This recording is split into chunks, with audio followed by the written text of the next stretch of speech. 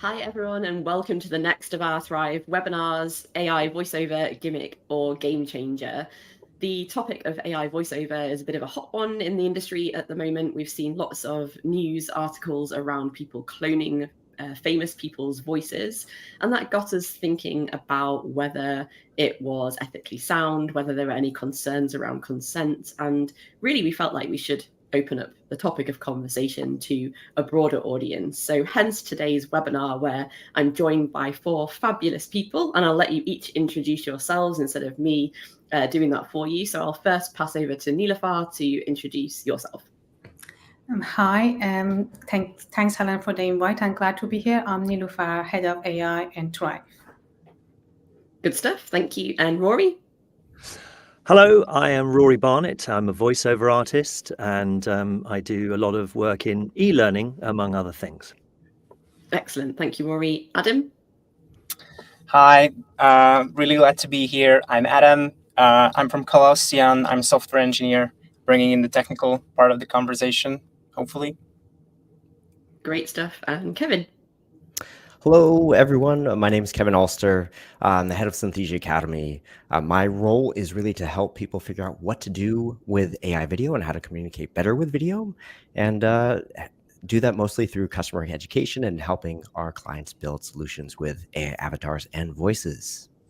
Good stuff. Well, as you can tell, we have a broad range and depth of experience in the conversation today. Obviously, Synthesia and Colossyan very much in the avatar video space, using AI voiceover in that regard. Rory, obviously, as a voiceover artist, is here to talk about the impact of AI from that perspective as a professional voiceover artist. And Nilafar, as head of AI, you're concerned with the ethics and responsibility that we have as a platform as well, in terms of where AI is headed in the future. So really excited to see what the conversation what happens in the conversation today and the directions that we end up taking. Now, I spoke before around how we'd seen in the news uses of AI voiceover, particularly from famous people, where their voices are being cloned and used in ways that they're probably not aware of. So how does that actually make you feel? Because I imagine some people think it's quite funny, and then on the other hand, actually, when you stop to think about it, it has potentially quite serious implications. So Kevin, I'll pass over to you first at that point to answer. For sure. So I think the first piece of AI media that something that made me think twice about generative AI in the first place was AI music. I remember that was one of the first things that came around, and I think it's important to acknowledge, like you said, Helen, that a lot of our interactions with generative AI content start out as entertainment, and then they quickly switch over into something else. And so one of the first pieces of AI voices that I heard was in music, where I was listening to Johnny Cash singing Barbie Girl by Aqua to the tune of Folsom Prison Blues. I was highly entertained. I shared it with a friend. I still think it's fantastic. But then I think a couple of days afterwards, I heard a different piece of AI generated music, which was a Drake song featuring The Weeknd. And you can still find this piece of media on YouTube, which just goes to show how far we've come with labeling or sourcing or not far at all, this generative AI media. And it kind of made my gut clench a little bit, because it was different than the Johnny Cash piece, because it's about artists who are still living, who are producing this content, creating something, that are still alive. And so again, it's moving from entertainment into something different. And I think how I like to think about how we should be approaching these things, because the tech is here. It's here, and people have been using it in some form or another for the past 2 years. And it really comes back to, for me, what is the goal of what we're trying to accomplish with this? If we're looking at that music example, you set a high level goal like, hey, I want this tool to be able to be used for everything. Well, that's too vague, and that leaves it up for bad actors to act on. But if you get more serious and you say, I want to use this tech to compare consenting artists' musical styles, like Johnny Cash and Aqua, to highlight the differences between Johnny Cash and what makes his music special.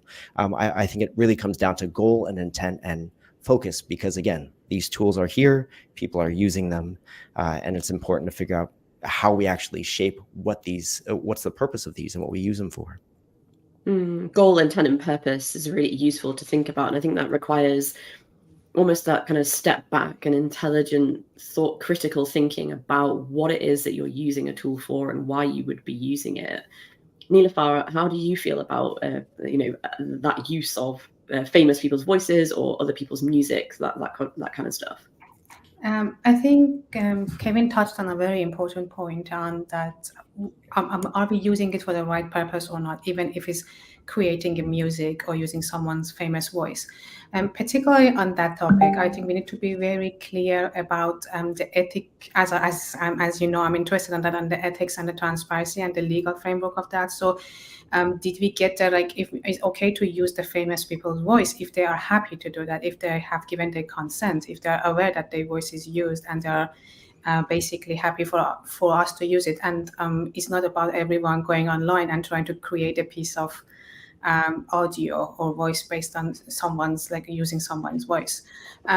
But there is a huge potential to be able to use this technology in lots of domains, such as like personalized learning. If someone prefers, for example, to listen to one particular person's voice when they're trying to learn something, or when it comes to giving like marketing areas, or even when it comes to different languages and finding different domains of like speaking languages, accents, and disabilities as well. Because thinking about it, different famous people can have different accents, different way of speaking, and that rhythm might resonate with people in a different way. So in nature of it, I don't think there is a problem in using that, as long as we are not infringing any rights of those people, and we are actually working with them and they're aware of it, and we are doing it ethically and in a very transparent way.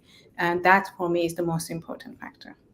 And I know, Adam, we've spoken previously around that kind of the ethical side of stuff and how you approach that, Colossyan, in terms of trying to bring people along on that journey and being quite transparent about what it is you're using their image for, as well as potentially their voice. Did you want to talk a little bit about that? Yeah, sure. So the first thing that came to my mind is really about whether these people have given their explicit approval to actually to use them. So as what you mentioned, Nilüfer, so the voice that typically popped into my mind is David Attenborough's. Just recently been like a comment on his side that he did not give his approval on these voice cloning that were on the internet. So yeah, we're also very, very conscious about it. And from a technical perspective, I really have to add that it's maybe Rory can talk a little bit about the quality of these voice clones. So for like a very, very bad quality, or like sounds similar but not kind of right, voice clones are generally available for like, I don't know, for some time now. But in order to make this like really convincing, it's really hard, and it actually requires someone from a studio to actually record certain voice and to actually train those models. So it's I believe that these kind of models are really common nowadays, but to make this like really convincing, really high quality, we're still not kind of there. Only if you obviously have like the very powerful models that's coming from weeks to weeks. So yeah, it's right the time when we can expect something like this. But we have to be aware of the technical limitations in general. Absolutely. And Rory, on that point then, has anyone ever tried to clone your voice? Have you ever been approached by someone to use your voice for anything? I haven't been approached, and to my knowledge, my voice hasn't been cloned. And there are people where it's happened to them. And one recent example was a voice actor who recorded something for a computer company nearly 20 years ago for a sat nav, and then found his voice on an AI company, and this sounds very much like me. Realized it actually was him, but he'd actually signed it. I mean, there was nothing illegal about it, because he'd signed away the rights 20 years ago, because 20 years ago, who knew that you were going to have AI perhaps using your voice and creating a sort of generative system? So a lot of these kind of things have happened. I mean, it's obviously there are other particular examples. One was a Canadian voice actor who found her voice being used on TikTok, and actually then ended up settling and agreeing a kind of settlement on it. And I suppose we're talking about famous people this year, when was it 4 billion people are going to the polls in elections around the world. We've already had the example of the Biden phone call in New Hampshire. I never heard it, but there's the possibilities for bad acting are very high this year. So it is something that we really need to think about. You touch on a really important point there, Rory, in terms of voiceover artists being able to understand how their voice, and someone has Andrew Jacobs in the comments has commented around, is someone's voice copyrighted? And if you're technically signing paperwork to say, yes, you can use my voice in whatever capacity, 20 years ago, this type of technology was probably unimaginable for a lot of people.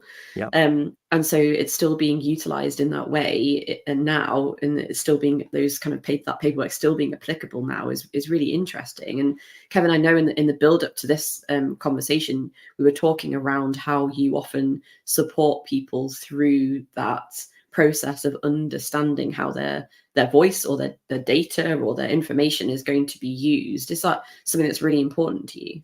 Yeah, for sure. So as we kind of go into this territory, we're not just talking about voice, but this is also combining the likeness, because a lot of our AI avatars are models of real people. So not just having their voice consent, but their visual consent, where you can say part of our statement before you hit record or anything else is a verbal and visual confirmation. My name is Kevin Alster. I understand that Synthesia is going to be using my likeness to create an AI model. And part of that as well is educating them, making sure you get their consent, but also educating the actors on what can and cannot be created at the platform level using their likeness. Because as you can imagine, if it looks like you and it sounds like you and it's reporting something, selling product, vitamins or Russian propaganda, you wouldn't want to do that. And so we're very clear with actors what, for instance, that we don't really support that marketing materials will never be created with their voice, or that we moderate for things like hate speech or any dubious comments. Even if you have somebody who wants to produce, you can use a custom avatar, meaning if you yourself wanted to go in for your company and get an avatar made, you could create, you get a little bit more wiggle room. But even if you're trying to create news content, we have to know who you are. You have to be at an enterprise level, and we have to be able to validate that you're a trustworthy person. So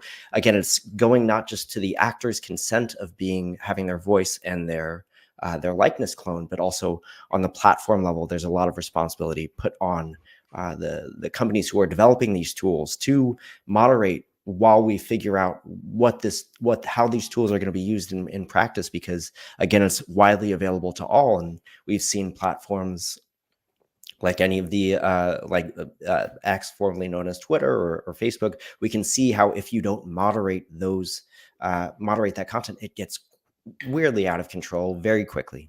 And so as we're in that early adoption phase with generative AI tech, it's important to have that two-part consent, but also the platform's ability to moderate and control what's being produced.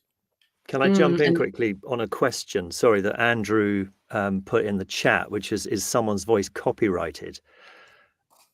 No, is the fairly simple answer, and this is what there's currently a bill going through Congress. It's like a bipartisan bill. It's called the No to AI Fraud Act, where they are trying to create some kind of template in which people's voices can be copyrighted. Because at the moment, I think the answer is we'd love it to be, but no, it's not. Thanks, Rory. Thanks for answering that. And that act has reminded me that obviously the EU AI Act was voted on yesterday, and now that's going to be coming into force within next 12, 24 months, something like that. Niloufar, why are things like that so important? Because I know it's definitely something that you're passionate about and focused on at the moment. Yes, and I'm going to link to, again, what Kevin said as well. It's about the responsibility of the people who are providing that enabling platforms for everyone who is going to create those avatars or capabilities of the AI voices or AI videos. Something that is coming out of the act, and of course is a very important, is that and do we need to inform the people, the consumers of these voices or avatars, to know that it isn't synthesized data, it is an AI generated? Because it's responsibility of all of us to, of course, stay ethical and do not misuse it, but people might end up doing that. Doesn't matter how much moderation you do, and using the free and available tools as well. And then how do we increase the literacy, and how do we actually enable people themselves to know that is it a real one or is it generated by an AI? And then people can make that judgment, because the line between being able to, as these models are improving, they're going to get better and better, and the line between understanding is it a real one or is it an AI one is going to blur. So how do we create that let's say domain and that regulation to tell people that this was AI generated, make your decision right? I mean, the acts that are going to come out of the EU, out of the Congress, out of the UK government is perfect.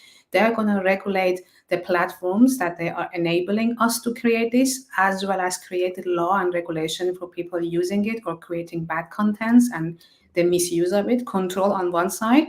And on the other side, increasing the literacy of people to understand is another side effect. I mean, it's another side effect, side of it too, that we need to be aware. So that's, I think, and we are on a journey together, all of us, all the humans together on this, because it's very new and everyone is trying to catch up with it. But we need to keep on top and be educated as well, and also be very transparent about, share all together to see how we can make things more efficient and better, as the end users, as the people whose voice is being used, as the people who are developing the platforms, and to allow people to use it. There's almost a fine balance, isn't there, between innovation and pushing these types of technologies forward, and then kind of safety and the ethics on the other side. And how do you ensure you're focusing on the right area? Adam, is that something that you talk about internally, or you're conscious of personally when you're developing your product? Yeah. Obviously. So it's such an innovative field that from time to time we do have a lot of, internal, external requests of, can we do like some other kind of things? As Kevin mentioned, we're mostly also in the avatar space. So we are making like videos, human-like avatars, and not only just voice cloning. And, there are a lot of variety what people could, require from our platforms, different kind of emotion support, or, all kinds of things that you can actually make your videos more human-like, but to also have more control on those videos. And these we all have to be really, really conscious about it, because as Nilüfer mentioned, the legislation is currently being established. And when a company comes to us and asks whether, I don't know, can we create like a child avatar, or these kind of gray zones, and we cannot really ensure even so even though we have heavy content moderation on the voice cloning side, we cannot fully guarantee that it's not going to produce some kind of even just something that can be misinterpreted, these kind of things. So we have to say no. And it's on us, it's on Colossyan and Synthesia to make these things. And if we would have like more broad support and a proper legislation on top of it, then all the other companies as well will be ensured to obey the law. Because there is eventually capitalism is here. There might be companies who say, yeah, we can do that even cheaper than you. So we have to really, really conscious about these things. Yeah. It's definitely one of the broader concerns across any kind of new technology is making sure it's being used for the right reasons, and ensuring that kind of that ethical stance as well. And Rory, I think we spoke about this in the build up to the webinar around and maybe this is going to be a tough question to ask, but when we're talking about this sort of technology, it's still very in those kind of formative days of, the quality is amazing and it's improving every day, but there's still that uncanny valley element that can sometimes appear in this sort of stuff. And then we spoke about that kind of use of as a voiceover, the emotion that you can bring and the human qualities in voiceover that you're able to bring. How How do you see that kind of playing out in the future? And ultimately, is your job at risk as a result of this technology? I don't really know the answer to that, and I don't think there's any research yet out there saying, AI has taken X% of job. I mean, it's a case of, do you have a feeling that it might take certain types of jobs away from human voiceovers, if we're thinking, I don't know, telephone on hold prompts or something like that. But the creativity of a voice. I mean, AI obviously now can do multiple languages, so it could take my voice and I could be speaking Serbo-Croatian, and my Serbo-Croatian's a little rusty, so that would be obviously an improvement on what I can provide. But otherwise, we sort of have to remember that AI is trying to become as close as possible to replicating a human voice. It's not trying to get better than a human voice. And there are lots of little tricks we have up our sleeve. I mean, for example, if I'm here and if I move away from the microphone, I can project slightly more. And so you can hear me speaking from afar. And then if I come right into the microphone here, I can be whispering in a slightly conspiratorial manner. And so those sort of things become very, very different. And an AI hasn't yet sort of grasped how all of this sort of the dynamism of the human voice. One of the things I was thinking about is like an exhale, a little, if you breathe out, you could do this. You go, or, and those two can be completely different. The first one means like, I'm nervous. I've got to confront someone. Okay, I've got this. You're kind of trying to, pluck up courage to do something that you're rather reluctant to do. And then the second one's like, it's like, how many more times do I have to tell you? I'm sick to the back teeth of it. So the point being that there are these kind of these sort of hidden messages that we can pick up on. And this feeds into the uncanny valley, that we have these little signals that we probably don't even know about, that we get. People talk about, trust your gut. It's like there are so many things that kind of that feed into a communication system that we as humans will still have, and I think have to keep and maintain. And that's what a human voice will be able to give you continually. I love that, the nuances of the human elements there that potentially are irreplaceable, and that kind of dynamism of voice and also body as well, as we're obviously from Colossyan and Synthesia's perspective. Yeah. Kevin, is that something that obviously we're not, as Rory's point is that we're not trying to get better than a human, we're trying to replicate human as closely as possible. Is that ultimately what you're aiming for, that nuance, that dynamism? Oh, I'm so glad you asked. So, to Rory's point, it's there is replicating human performance is so dynamic. It's not the perfection; it's actually the imperfections that make a performance, whether that's through voice or visual, so it makes it so unique. And even just to what you're saying about what are the concerns of getting an AI voice right at the moment are the pace of delivery of a narration, where you want the words to stack up so that when the voice is being delivered through audio, through the avatar, it looks like they're matching a speaking tone. The concerns right now are not how far away or how close or how we're looking at tonal, like a serious delivery or maybe a more withdrawn delivery, but it's still not at the level of nuance. Yeah, and it's always heading towards perfection. And to your point, Helen, what I think this is all heading towards, again, going back to the goal and use of these AI tools, is this idea of what would you use an AI human for and what would you use a human that feels funny to say, but a human for, where I think about this all the time as somebody who has both a cloned AI voice and an avatar, but I also have not stopped using live video. It's I think it goes into this larger question of what is actually fit for AI voices or AI video. When do you employ one versus the other? And a simple way to think about this is maybe for your marketing materials or high quality production or dramatic or narrative, you need a human voice, something that's going to paint a picture through the narration if that's what you have alone. I was imagining Rory reading me an audiobook and how fantastic that would be versus an AI voice. Rory, let's talk after this. But with AI voices and avatars, what is information that's going to be repeated over and over again, that needs constant updating, that needs to be localized to many different languages?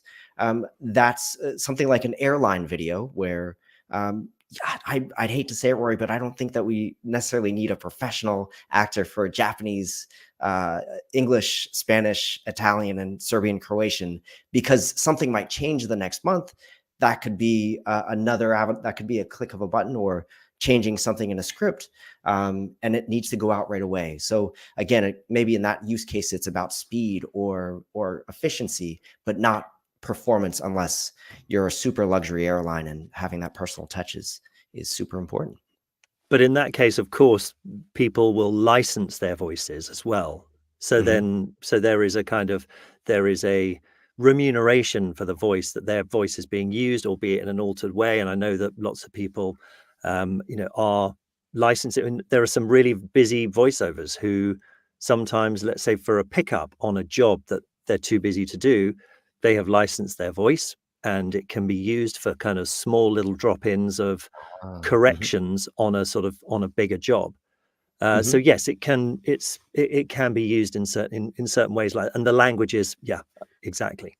For sure. And just, I'm sorry, Nilüfer. No, go ahead. Oh, I was going to say that I think also just to kind of paint a picture in folks' heads about what's different about traditional production versus AI production is, and traditional production is here to stay. We need high quality video and high quality audio, but it's a linear process, meaning you have your idea, you script it out, you storyboard it, you record it, you edit it. And if a change needs to be made, you go all the way back to that process, and you got to get your mic out again. But with AI video and generative AI media, it's more of an iterative process where if it's generated first in AI, if you need to make a change, you change it like a Google Doc, where you just change a few words, you hit a button and it updates. And again, we're talking about quality, a big, massive quality difference, and use matters. But that's kind of what changes. You have this iterative cycle here versus the traditional linear production over here. Nilüfer, were you going to add? No, I just wanted to say, and that's right, Kevin. And just one more use case for the generative AI created voice is that, again, when something is repetitive as well, it's the learning. If people require to learn something, if this is a piece of an article that you need to read and maybe you don't have time for it, or you just cannot focus on reading it, you just want not necessarily a cloned voice, but a voice to come and read it for you so you can listen to it as you are learning that. And then it comes to like then accessibility about who can learn it, and then can be translated to different languages or not. That's just another extra application that Gen AI voice would be useful for that.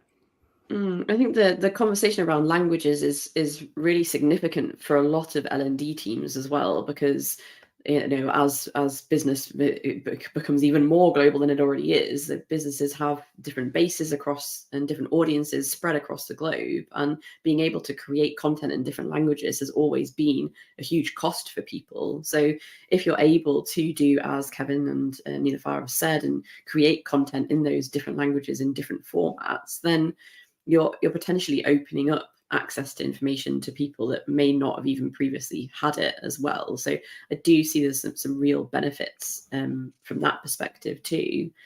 One of the things that we often hear spoken about when it comes to generative AI particularly is the use of kind of the existence of bias or misinformation. Is that something that is important to think about when we're thinking about voiceovers as well? I know, Kevin, you touched on how voiceover artists may not want to have their voice used for marketing, for example, but is that kind of the misinformation and appropriation of information to a particular voice something that we definitely need to be concerned of? I guess, Rory, would it be something you are concerned about as a voiceover artist?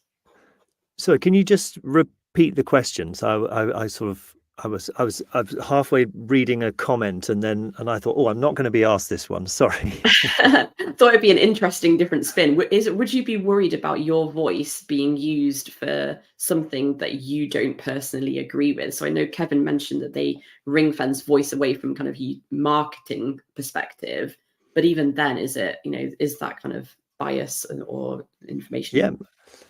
Of concern? I mean, very, very much so. I mean, the good example was the voiceover who was being used as the voice of TikTok. Her kind of objection to this was that she had no control over what people could get her voice to say. So people could just type in a line. Could have been something that was, it could have been sort of racist. It could have been misogynist. It could have. She had no control over what was said. That's her voice saying those things. So yes, I think it really is. It would be a concern in terms of having the control over what it's like what my voice is saying. I can control what I'm saying, but if it's out there and I have no control of it, no, that's a real concern. And then Niloufar, from your perspective, do we need to be then worried about the continuation of misinformation if that kind of ends up in a public sphere, essentially? Can I dig a bit more in your question? The continuation of misinformation that's being published, or the misinformation that's being used when we are developing this Gen AI specific models? I mean, I'll go with either one, whichever one you want to go down, Niloufar. So I'm definitely going to be concerned about the continuation of misinformation that's being published. And again, as I said before, is how do we moderate them? What's how people will trust eventually what's being? Will it cause at some point to lose trust on AI and generated things by AI? Because we need to be really careful, and that is helping us in a lot of ways. But of course, if we continue creating bad information, misused information, and creating the wrong content and wrong applications, using it for the wrong applications, then at some point will the trust not be there, and then people try not to use it, or basically that's a big concern. That side, that again, the regulation and everything should help us.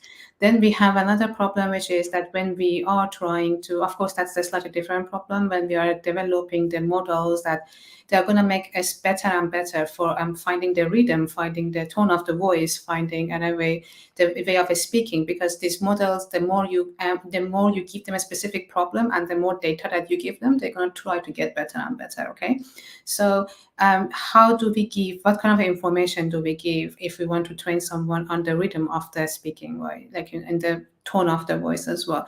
So having a bias comes into the information that we provide for the model in the training as well. And maybe Kevin can say a bit more about how they make sure that the training, that model that they are using, it does eliminate those biases as well. In particular, I don't know if you can, Kevin, as well, just to give an industry application of it.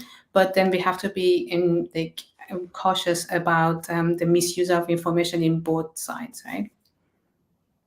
This is, I'll admit, Niloufar, this is a technical question that I'm going to pass off to Adam, because when it comes to the training, we do a lot of that in-house and we collect our own data as well. But I certainly don't have a technical perspective on that. Yeah, a few thoughts that maybe I can pass is that it's generally like a very hard thing to try to eliminate bias in the input data set. So basically, whatever your input data contains, then your model is going to make the prediction, make the voice, or make the AI avatar on top of it. So yeah, there are some trivial examples in case of for OpenAI's ChatGPT that, if the input data contained a lot of biased information regarding, various topics, then, these outputs are going to include as well. And I read a few articles about it. They basically say that, whatever your input data contains, you can try to engineer it in a way. You can try to, mitigate these kind of things, but it's just going to be the input data that's the quality of that, and whatever you have there is going to, make the output as it is. So it's generally also a hard question. And circling back to the previous topic about, what what the consent and whether can you have a say in what your voice could say. Also, content moderation, something is that also being performed by AI. So this is something that also, that AI comes in the process in that point as well, that, many times, if you're typing in something that you want to generate a voice out of it, it's mostly the context that would mean the other way around. So there are a lot of problems around it, and when AI tried to detect things in your content, and the output is also AI. So there are a lot of complexity here, and bias is sometimes hard to actually tackle there. It's really important to recognize that bias will potentially exist in any knowledge base that you're supplying for generative AI, and obviously you can do your best to mitigate that, but it's something that everyone ultimately is conscious of. There's been a really interesting question raised in the comments from Andrew Jones that says, what about the listener? When I hear an AI narration, I find the lack of human emotional empathy unnerving and ultimately distracting, which I think is a really interesting point, because back to Rory's point about that kind of the emphasis on sound and the dynamism, the nuance of the human voice, it's almost, there are the times when you might hear a voiceover or watch a video that's been generated with an avatar and feel a little bit detached from it. And I guess that comes back into the uncanny valley, but it also comes back into that what you as a human resonate with, and those different modes of communication almost that, Kevin, I know you were speaking about earlier, that actually there are some instances where you don't want to replicate the human experience, and there are some examples where you would expect that. Did you want to add anything to that comment in the? For sure. I'm looking at Rory, and I'm very curious to hear his perspective, and then I certainly have something to add.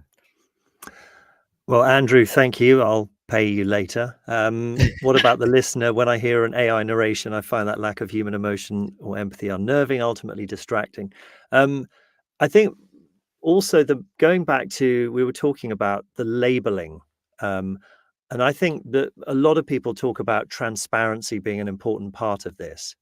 And I think this would definitely help. It's the same, food labeling in supermarkets, or that if you were to know this is a human voice or it's an AI voice, because I think it certainly would solve the uncanny valley issue, because people are going, is that or isn't that? And actually, probably you're not listening to what the person is saying if you're sort of think, this sounds a little bit, it sounds a bit off. Our job as voice artists, audiobook narrators, voice actors, whatever you want to call us, is to try and maintain and to stay always one step ahead. So I've just been to a voiceover conference where we were talking about sort of one particular thing, and I won't say what it is, that enables us to ensure that we can really maintain that sort of, this is human, we are human, 100% human, and all of the various things, whether it's our dynamism in front of the microphone, the different styles of delivery that we use, those things will ensure that we have a place. And it's beholden to us to actually keep practicing, to keep honing our craft, and to keep really being better. So, and I suppose also sort of scripts help. E-learning is a great example. So over the last sort of 5 years, I've been attending e-learning conferences, and people talk about gamification and informality of scripts, and that, we're no longer doing the sort of click the arrow at the bottom of the screen to move to the next slide. That kind of thing we've moved on. And so that kind of, again, is a way of ensuring that human involvement will remain. Hope that answers your question, Andrew. And I think you spoke to it perfectly, that said it better than I could, but it goes back to the use of the voice and deciding what's the purpose. So I think one of the major obstacles to using these AI tools is the fact that if you now that we're opening up this idea of media creation to folks who are not artists, we're finding out that people are really good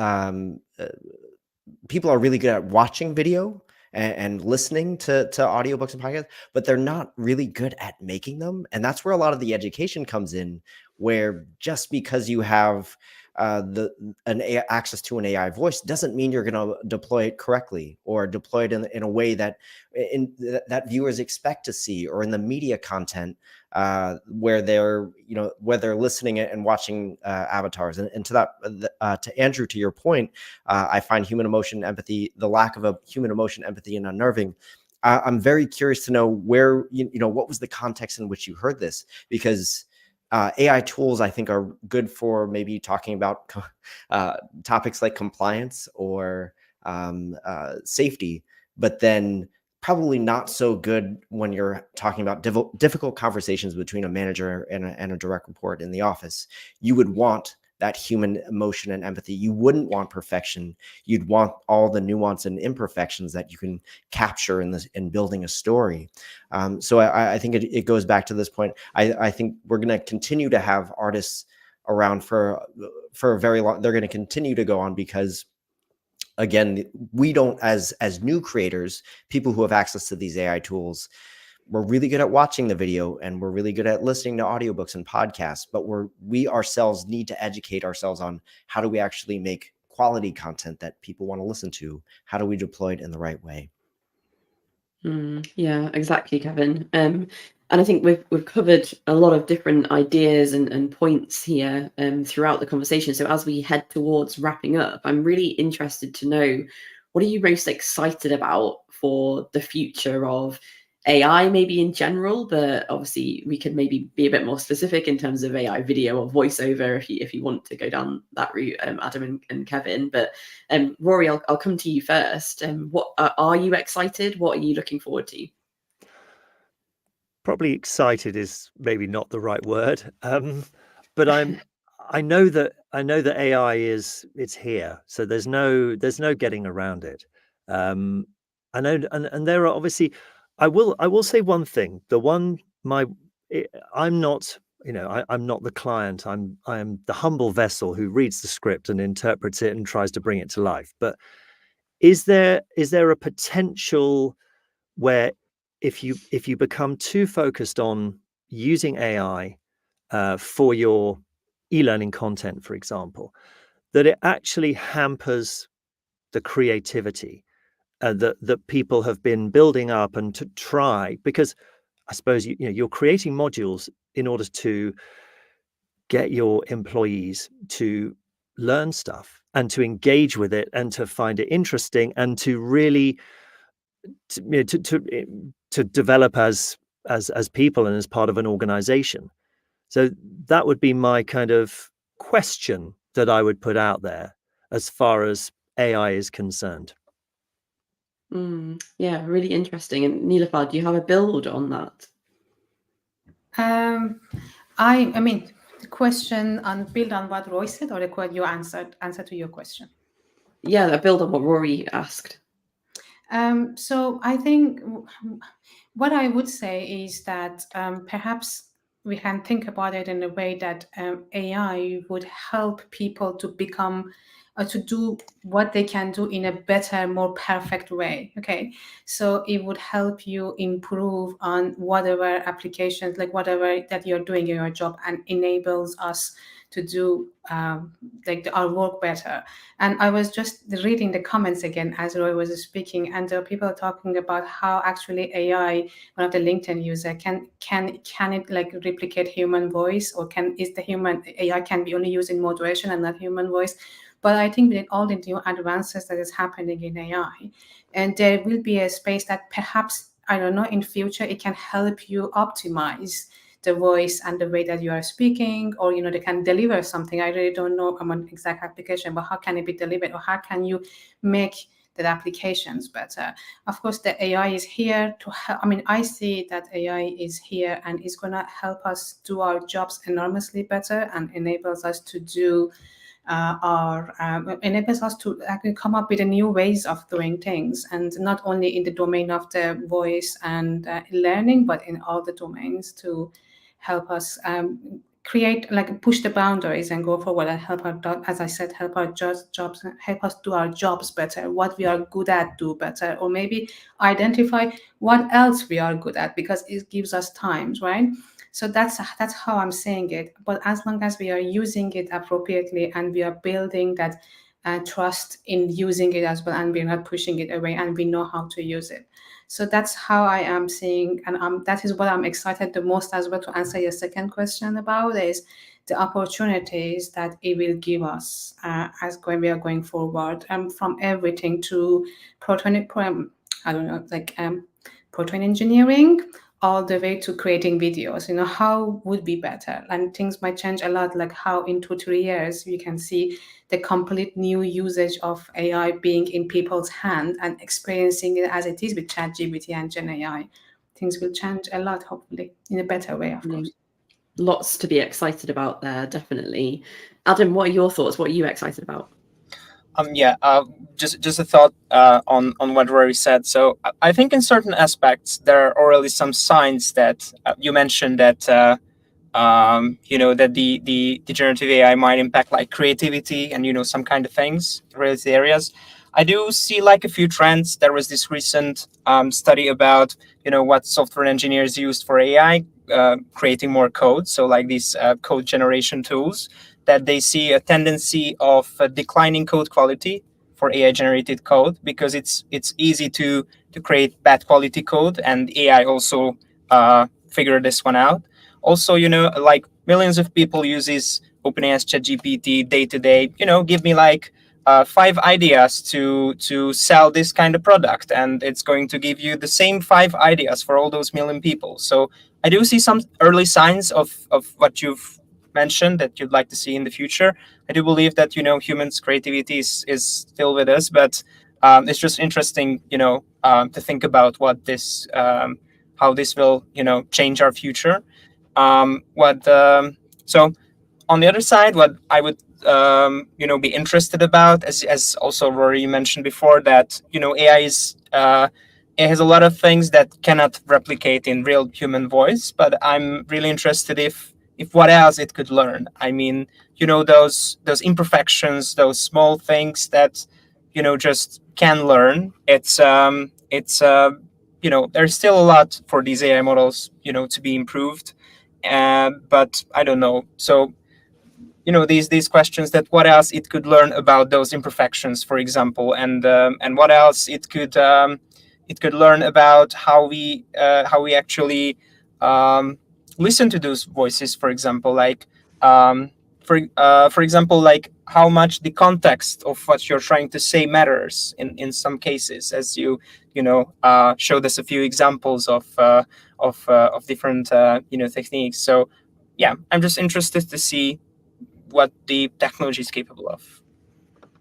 Brilliant. Thanks, Adam. And over to you, Kevin, to I suppose to wrap us up as we head towards answering any questions that appear in the chat. Sounds good. So I think the thing that I'm most excited for is I think that we've just scratched the surface of generative AI media. And I think for some historical perspective, I think the last big shift that I can think of is when cameras got smaller. So in the 2010s, we started to have 4K camera. Sorry, even farther back. So 2000, we start to have 4K cameras that are available to consumers. The cameras get even smaller. They get into our pockets. And suddenly now everybody has a camera in their pocket.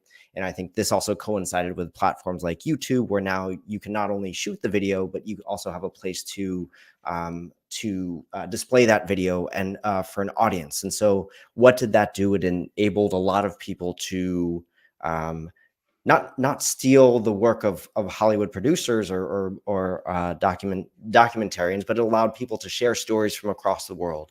So suddenly now everyone can share what life is like in places we've never seen, didn't really have access to before. And so it's a small example, but it's an example of what happens when you start to share out this technology to create media or to allow people to interact in another format.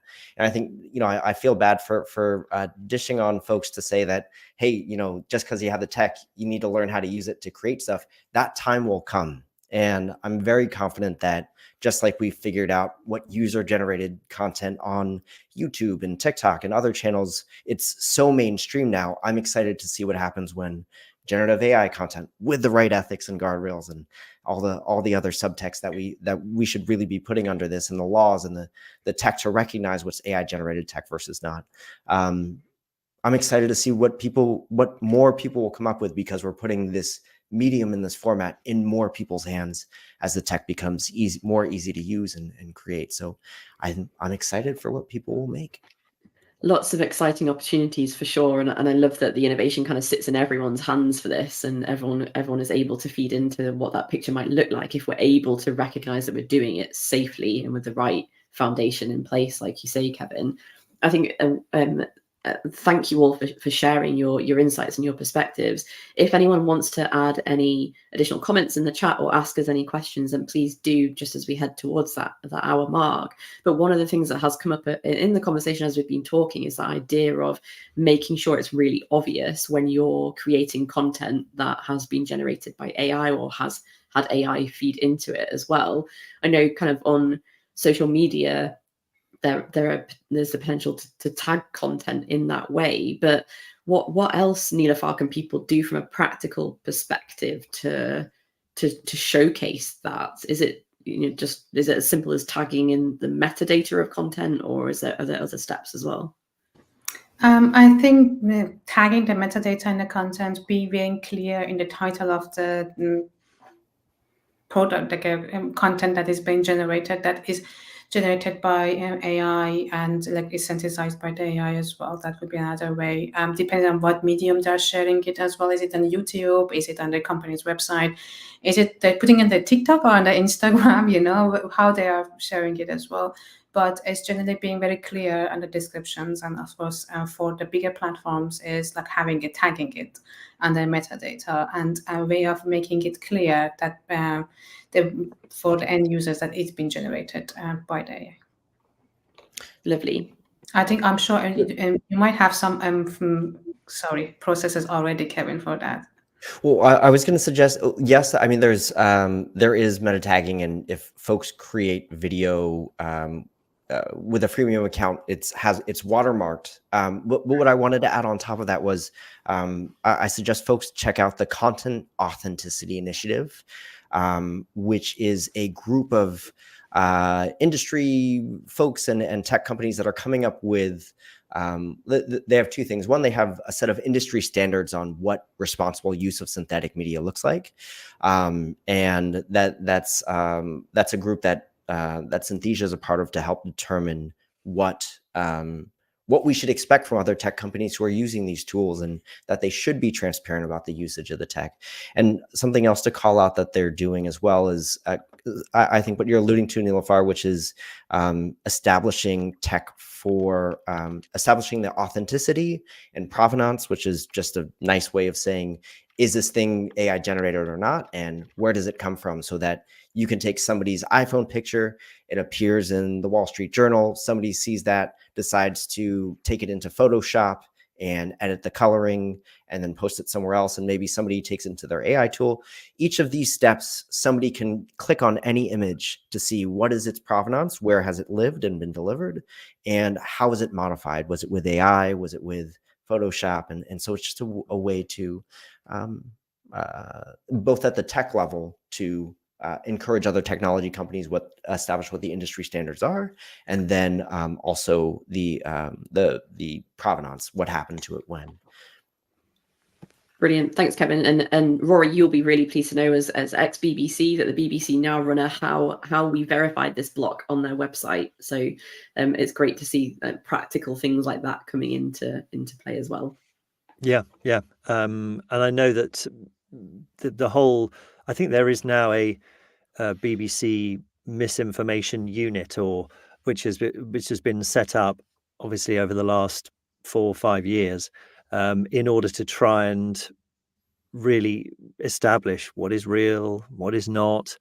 And there's Mariana Spring, who is the correspondent, who is doing an extraordinary job, sort of trawling social media sites, and particularly when it comes to elections, those kind of things. I mean, it's something that they're on. And I think also someone has posted the URL, Kevin, for the Content Authenticity Initiative in the chat as well. Absolutely. And someone, just to round off the conversation, someone says, with the recent development in AI, I feel like we're about to be in a Black Mirror episode. And maybe you won't be far wrong, Ruben. We'll see what happens. Or maybe we're already there. Who knows? But thank you all so much for sharing your insights and your knowledge and your passion clearly for this topic. And it's really exciting to see to be watching what happens and what the developments are going to be in this space. So really appreciate you being here, and thank you everyone who's listened and joined in and shared comments as well in the chat. Thank you. Thank you.